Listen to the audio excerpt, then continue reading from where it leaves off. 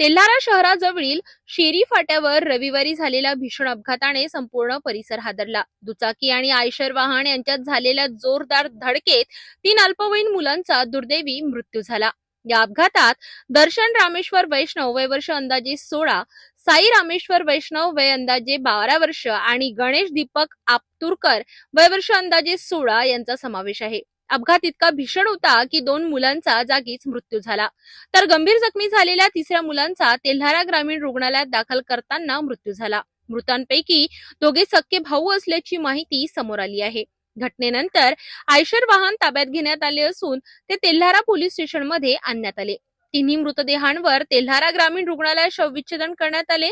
या प्रकरणी गुन्हा नोंदविण्याची प्रक्रिया पोलिसांनी केली आणि पुढील तपास पोलीस प्रशासन करीत आहे।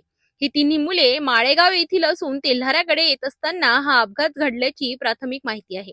या दुर्दैवी घटनेमुळे वैष्णव आणि आपतुरकर कुटुंबियांवर दुःखाचा डोंगर कोसळलाय। माळेगाव परिसरात हळहळ व्यक्त होत असून सर्वत्र शोककळा पसरली आहे।